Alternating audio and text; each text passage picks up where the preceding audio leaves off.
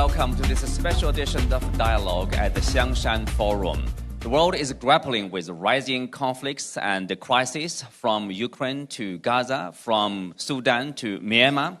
The big questions, how can these conflicts be resolved? What role of the global power and also the institutions play in today's fractured world?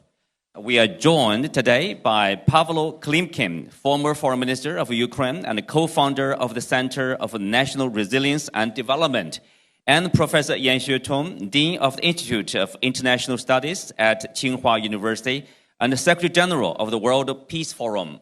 Welcome to the dialogue. Professor Yan, so we are talking about the regional conflicts and crises. Let's start with Gaza, for example. The recent one, of course, the Israeli attack on Qatar, the Doha, the capital city. And what do you make of it? Are we seeing, say, the Gaza crisis continue to expand to other parts of this region? Well, I think in the last 2 years, and I think we'll see the Netanyahu's government becomes more and more aggressive, and not only launched the genocide in the Gaza, but also attacked its neighbors. My personal understanding, this kind of a military attack against Arab countries by the Israel will not stop in the short term. When I say short term, I mean by years and not by months.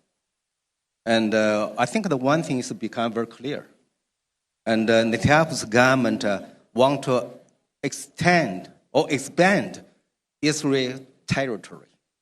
They already formally announced the border of the east of the Israel, the east side of the Western Bank. Israeli government have a so clear political intention to extend its territory to legitimize their occupation these lands. So I don't think they will stop this kind of a military attack against neighbors in short term. So we have to prepare a long-term military conflict in this region. Okay, will not end in short term. Mr. Klimkin, you are from a place, a country that's also in crisis, Ukraine. Do you see that crisis will, by any means, will end soon? Our war is, of course, it's about security, because any war is about security. But fundamentally, is about identity and about a sense of being existential. Because the reason for that is not any sort of security risk. The reason for that is that Russia can't accept the mere fact that Ukraine does exist. Ukraine as such, Ukrainian history, Ukrainian nation. So in many issues we are talking about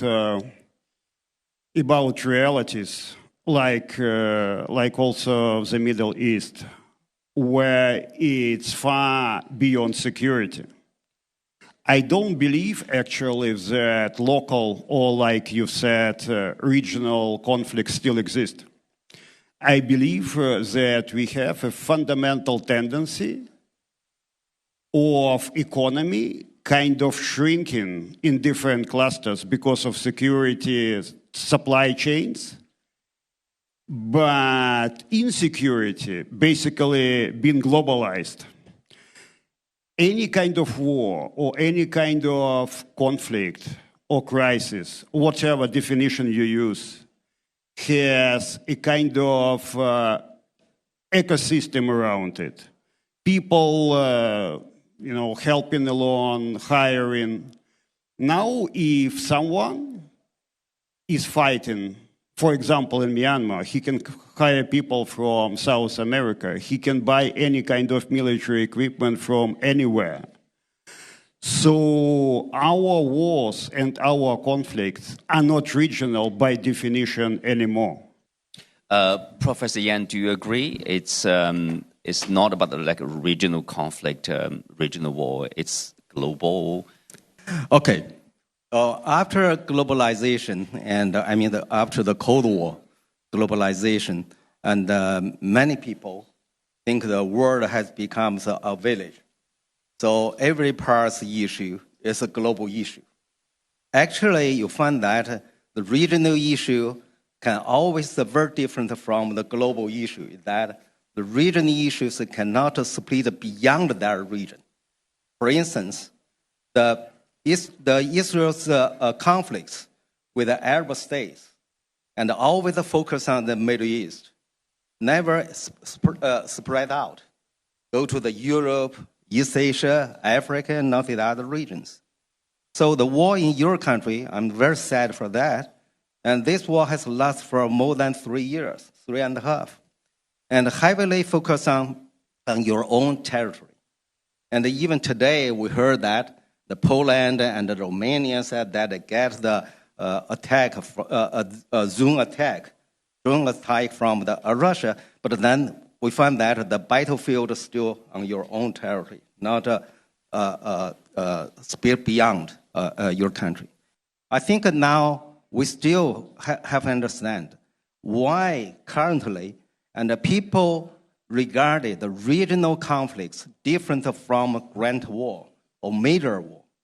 And usually we concern the major war like the World War I and World War II. That's always a direct war between major powers. But after the World War II, we have a lot of proxy war. And for all of these proxy wars, either have one major power directly involved in it, or with a non-major power directly involved in it. So nowadays, from my understanding, the war in the no matter in the Gaza or in the Ukraine, still is a kind of a proxy war. And so personally, I regard the Israel in some way is just an instrument used by the United States. And I don't mean the Ukraine is also an instrument used, but then obviously White House very reluctant to send the troops to involve the war. So now we really need this distinction between the major war and the regional war. The regional conflicts lasting for years, and most of them are complex conflicts rather than one reason. For instance, just now we see for the war in Ukraine related to security, related to territory, related to the nationality, right? All these things. In the war in the Gaza, between Israel and other Arab countries, always related to territory, religion, and religion, and also this geopolitical conflicts. And so you see, this reason is very complicated. And you cannot say that if we solve one problem, we can end this war. That's why not many, at least some regional war lasts longer, some regional conflicts last shorter. Well, speak of that, Mr. Klimkin, so how do you see the current situation? I see like European countries and the Ukrainian president, for example, Zelensky, is urging the U.S. to step in to be more committed to the Ukraine situation. That's a response, of course, I think partly to President Trump's call, in a sense, saying, European Union or NATO countries, you should impose 100% tariff on China, India, so I will follow. What's your response to that kind of attitudes and policy from Washington? Talking about European Union, of course, we very much value their contribution. And for me, it's not just about partnership as such. For me, it's about solidarity. And I would love to have our European partners as allies because there is no European security without Ukrainian security. It was not clear a couple of years ago, but it's fundamentally clear now. You can't come up with any credible solution sorting out European security now without Ukraine. And Ukraine is pretty special because our war is the first war of the 21st century. It's still conventional war, but in the sense of how military equipments, for example, drones, are being used, it changes the whole logic of the war. And with new technologies, with AI, with drones, the whole character of the war is different. For example, in many cases, the most casualties are now done by drones, not by artillery, not by conventional weapons. And of course, we are dependent on our friends in supporting us. We would love to have also the fundamental solidarity between Europe and the United States in supporting Ukraine and to have a clear position. And for me, the best way to address it is simply to state the fact that Ukraine is one of us.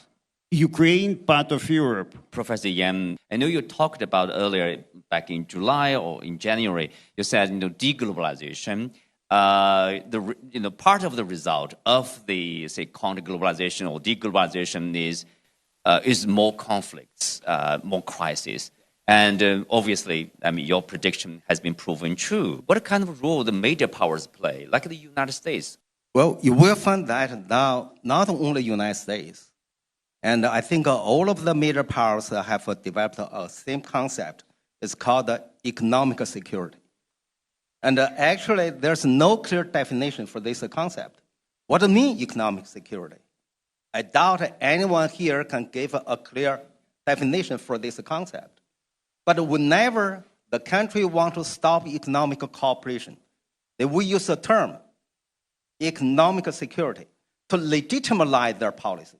They say, okay, why we do it? Why we stop the technology cooperation? Why we cut off the trade with that country? Why I set sanctions on that country for army embargo? For all of the things, they say, for economic security. So now this is a kind of an excuse rather than a real thing. So from my understanding, before all of these major powers stop de-risking policy, I doubt we can establish a desired global order. There's a this difference between deglobalization, anti-globalization, and counter-globalization. Deglobalization actually refers to the policy. The policy waged by government, made by the government.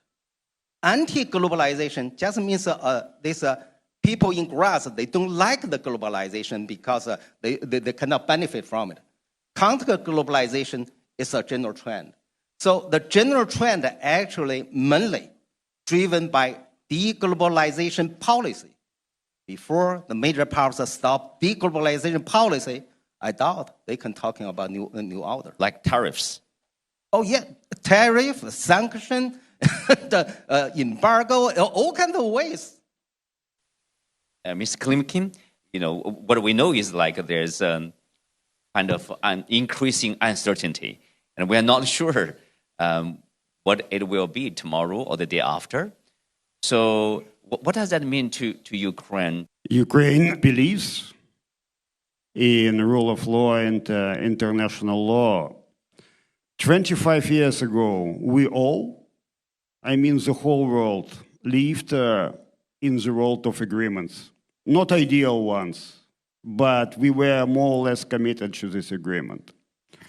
Now we live in a reality of broken agreements. My point here, I believe if we don't take the world order under control, There's going to be a point of security singularity. And in some moment in time, we are not able, any state or some states together, to control security in the world. Professor Yan, I think you criticized the overestimation of U.S. influence in the Ukraine crisis earlier this year. You said, I quote here, "In circumstances where it's difficult for the U.S. to achieve any credit, the likelihood of Trump maintaining his initiative in mediation will continue to decline." I think our Ukraine friends have a more deep understanding about White House Trump's policy toward the war. And Trump has changed the policy from the Biden administration. So obviously, and there are no more free military aid. They ask European countries to pay for the military aid. So that's my personal view. And Trump do not have that much interest and or want to spend that much effort to end the war in this region. And he has a lot of other personal concerns from dealing with this issue. So nowadays, actually, we find that the U.S. is still the country who has the largest military capability. But Trump do not want to undertake that kind of equal responsibility to their military power. Now the whole world have to, my understanding, we have to change our view. You cannot expect the U.S. and undertake the responsibility for maintaining global order, maintaining world peace like before. And the U.S. also changed.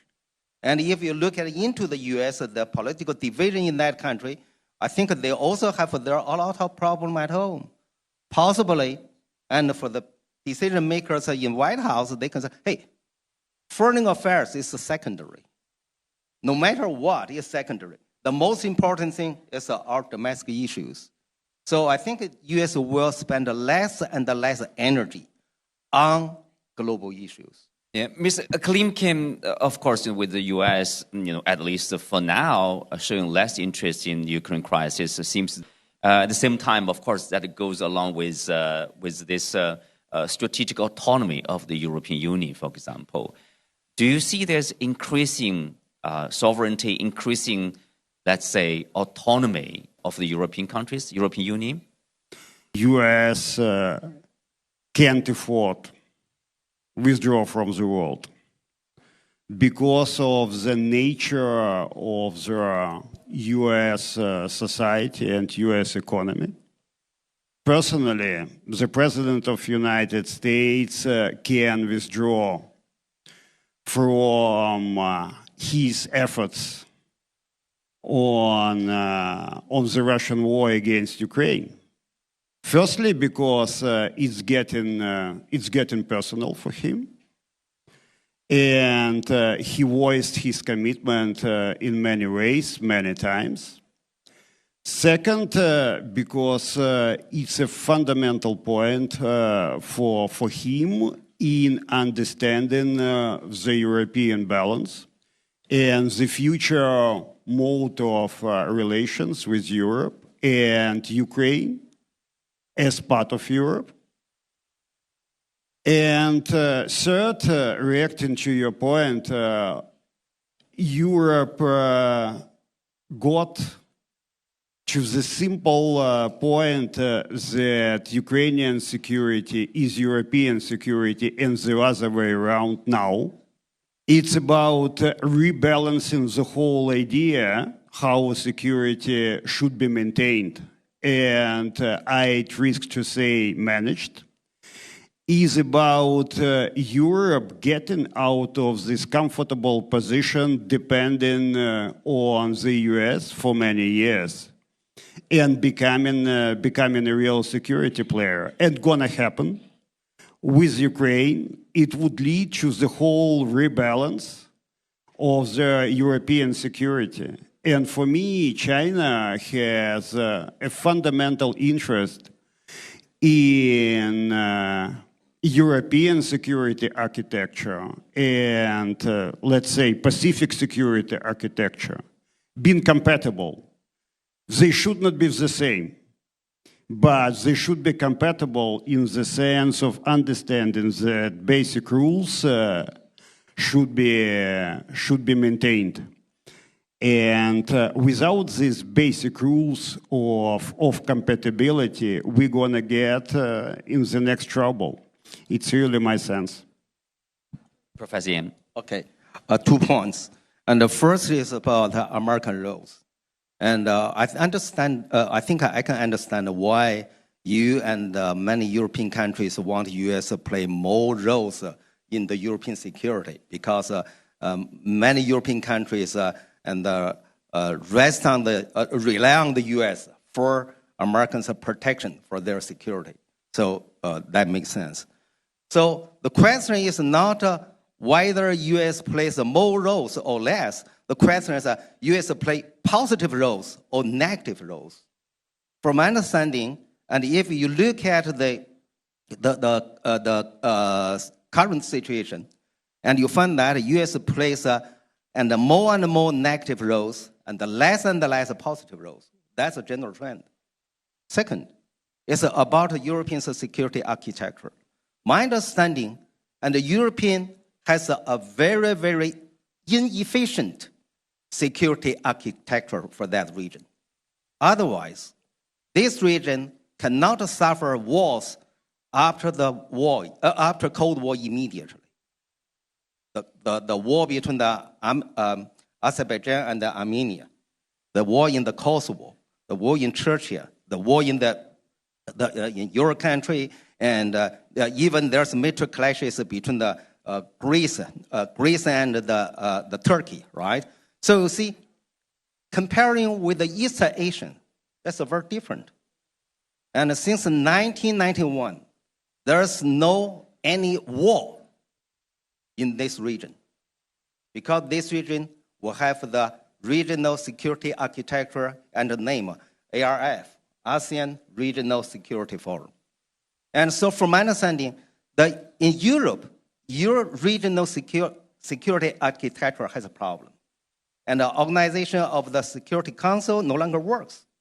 Heavily rely on the NATO. And what's NATO? After the Cold War, NATO changed its function and its political goal. During the Cold War, NATO tried to maintain the peace in Europe. After the Cold War, the NATO aimed at winning war instead of maintaining peace. When the NATO changed its political goal, and I doubt, and the NATO can play positive role in this region, because he need a war, he need to win the war, he needs war to legitimize the necessary existence of this organization. For winning war, to prove that NATO is the right organization people need. And so from my understanding, that's my personal prediction. In next decade, 10 years, Europe, Middle East, Africa, these 3 continents will suffer from military clashes and wars. But East Asia, North America, South America, and Oceania, these 3 continents will enjoy their peace. So the reason, if you look at compare this, the different regions, you'll find that regional security architecture is really important. And if it's efficient, it can maintain the peace. If they're inefficient, it cannot maintain the peace. And the last thing I want to say, for the ancients, we have a different view from your view about the identity. We definitely regard Ukraine as a part of the Europe, and we also regard Russia as a part of the Europe. That's why we regard the region of the Europe as maybe different from your geographic picture. Well, lastly, what about the role of UN, Mr. Klimkin? I know sometimes people say the UN's role is being marginalized on the issue of Ukraine, on the issue of Gaza. But is there any way we can, let's say, strengthen the role or reinforce the position of this most important multilateral organization? For us, the fundamental point is to see whether the whole structure including legal structure of the United Nations, still work? And my answer is no. Because even in order to call our war a war, I formally, legally need a decision from the Security Council. And I can get it. So it's a totally twisted reality, virtual reality, and the reality around us is fundamentally different. And whether regional or global security architectures can be more influential or effective than the United Nations, I hope yes. But we need a kind of global discussion forum. Without such a global discussion forum, we can't even get together for fundamental issues to address. But if you ask me, a kind of repair work on the United Nations is futile. We need to reshuffle the United Nations as such. It does not mean we should kill it off and after that start basically getting it out of these Lego pieces. But we need to reshuffle it in the sense of legal structure, legal basis. We need to reshuffle the way how it works politically. And we need to reshuffle our attitude towards any global forum. And on the top of United Nations, we would probably need other global forum. Or the combination of regional fora in the future. And Mr. Yan, anything to add? Well, actually, during the period of the counter-globalization, I don't think we can expect very much from the UN. And for the security of the world, and obviously we will need, we rely more on the regional security architecture rather than global security architecture. Because during the counter-globalization period, the major powers, or at least the P5, will agree with each other less and less than they did during the post-Cold War globalization period.